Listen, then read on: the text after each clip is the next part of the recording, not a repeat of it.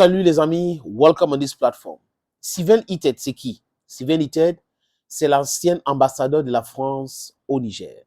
C'est monsieur qui pensait qu'il pouvait manquer du respect au ministre nigérien des Affaires étrangères, qui pensait qu'il était plus fort, il était le co-président du Niger, que quand on le convoque, il ne va pas venir, il va manquer de respect aux gens. On lui avait montré que le Niger, ce n'est pas la France, et la France, le Niger n'appartient pas à la France. Et il est parti vraiment avec la honte, toute la honte du monde. Ce monsieur est allé à l'Assemblée nationale, on l'a écouté, la commission des affaires étrangères l'a écouté, et il a fait les déclarations. Les amis, je vous suggère de l'écouter. Non, pas de l'écouter. Il faut dire que c'est un élément que la chaîne nigérienne RT a concocté, mais l'extrait de son passage est là, et ça concerne la sécurité. Voilà, je viens de me corriger. Ça concerne la sécurité du Niger et ce qu'il lui a dit, les amis, concernant le Niger et le fonctionnement de la France, encore au Niger, avec la découverte de ces caches d'armes dans un villa au Niger. Une villa qui appartient à un civil avec des armes à l'intérieur.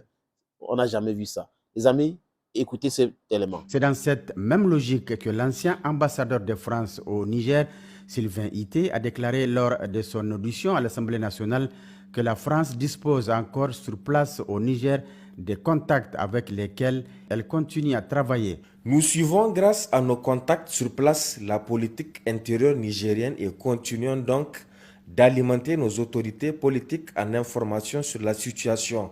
En d'autres termes, même sans être à Niamey, nous exerçons activement notre activité et nos missions.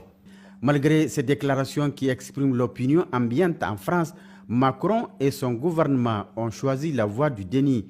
Mais la découverte de tous ces matériels militaires faits dans cette maison située au quartier Francophonie, extension Tchangaré, occupée par des instructeurs militaires français jusqu'à leur départ, bat en brèche ce déni et apporte une preuve supplémentaire de la mise en œuvre de cette stratégie de déstabilisation de notre pays.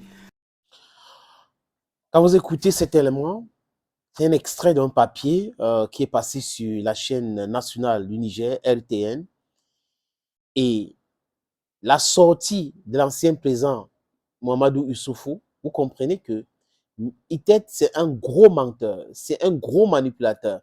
Mais ce n'est pas tout. Ce qu'il dit dans cet extrait qu'on a écouté là, les amis, c'est comme ça que la France procède. Donc, il y a encore des traîtres au Niger qui donnent les informations vitales à la France.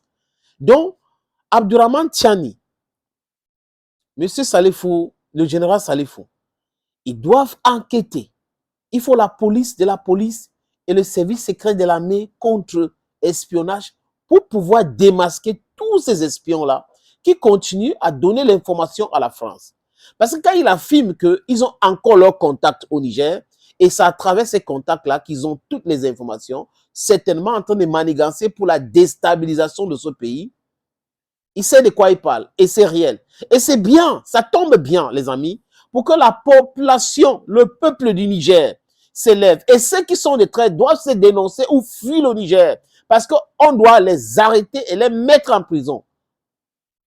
On ne rigole pas avec des traîtres.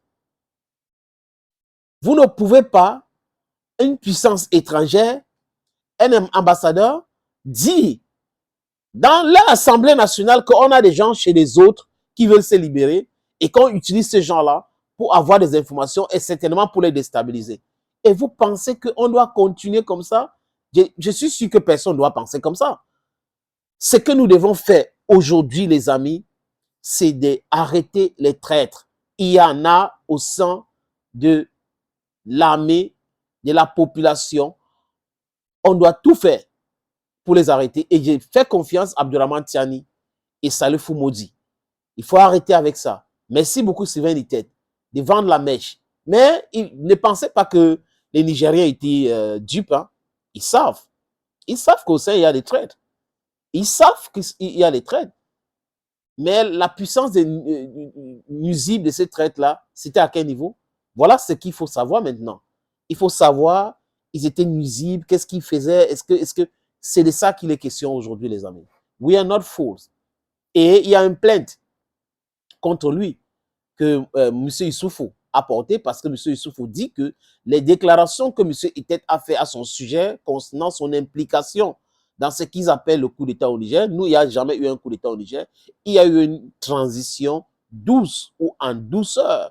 Vous voyez un peu, on a écarté un vendu pour mettre des vrais fils du pays pour pouvoir libérer ce pays-là. That's what is necessary to understand in this information.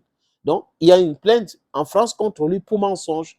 Mais l'autre information sur les traîtres au Niger qui collaborent avec la France, c'est là où on doit travailler pour démasquer ces gens-là. Thank you, friends. Thank you again and bye-bye.